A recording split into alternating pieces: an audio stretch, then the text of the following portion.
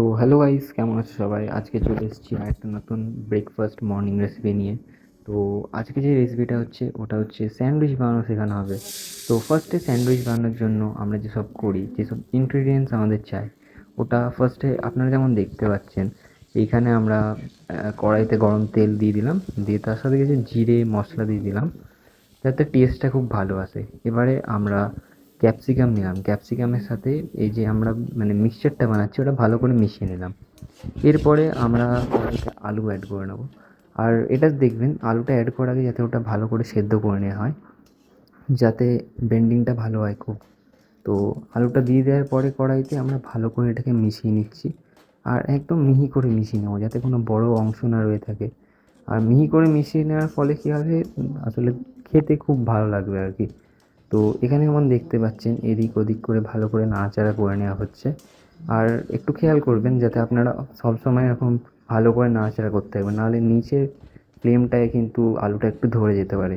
তো এগুলো আপনারা একটু নিজেরা নিজেদের মতন করে নেবেন, কারণ ডিপেন্ড করে কার কেমন আলু ওয়াইজ খেতে ভালো লাগে। তা আমাদের এরকম টেক্সচার ভালো লাগে, তো আমরা এরকম টেক্সচারে বানিয়ে নিলাম। এখানে দেখতে পাচ্ছেন টেক্সচার রেডি হয়ে গেছে।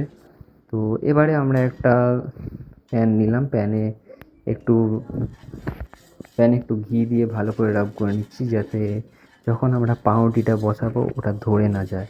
তো এখন ভালো করে ঘি দিয়ে রাব করে নেওয়া হয়ে গেছে। তো এবার আমরা পাউরুটিতে স্টাফিংটা ভালো করে ভরে নিচ্ছি। এইভাবে বিভিন্ন শেপে আপনারা বানাতে পারেন পাউরুটিটা। তো মা একদম জাস্ট সিম্পল রাখতে চেয়েছে বলে এরকমভাবে করছে। তো এইখানে ভালো করে স্টাফিংটা দেখুন ভরে দিয়েছে। এবার ভরে দেওয়ার পরে প্রথমে আমরা এরকম শেপে দিতে পারি, বা আপনারা এক কাজ করতে পারেন, আপনারা এখানে স্যালাড দিতে পারেন। এখানে এমন কুচি কুচি করে শসা পেঁয়াজ দেওয়া হয়েছে, তো আপনারাও দিতে পারেন। এটা অবশ্য নিরামিষে কিন্তু খুব ভালো আপনারা যদি চান ফ্লেভার ওয়াইজ আমিষও করতে পারেন, কিন্তু আজকে যেহেতু সোমবার তো ওই জন্য নিরামিষ করা হয়েছে। তো এইখানে দেখতে পাচ্ছেন এরকমভাবে পাউরুটিটাকে দিয়ে দেওয়া হলো ভালো করে। এবার এটা কিছুক্ষণ আমরা ফ্রাই হতে দেবো। আর আরেকটা জিনিস খেয়াল করবেন, যাতে যখন ফ্রাই করবেন একটু আঁচটা একটু কমিয়ে করবেন, যাতে টেক্সচারটা ভালো আসতে পারে। তো এখানে দেখতে পাচ্ছেন ফ্রাই করে নেওয়া হয়েছে। এই দেখুন ফ্রাই করে নেওয়ার পরে ঠিক এরকম দেখতে লাগবে, একদম ক্রিস্পি ব্রাউন টেক্সচার আসবে, একদম খুব লোভনীয় টাইপের। ঠিক আছে, এবার এর সাথে আপনারা গার্নিশ করার জন্য একটু ওপরে ঘি দিয়ে দিতে পারেন, যেমন এইখানে দেওয়া হয়েছে।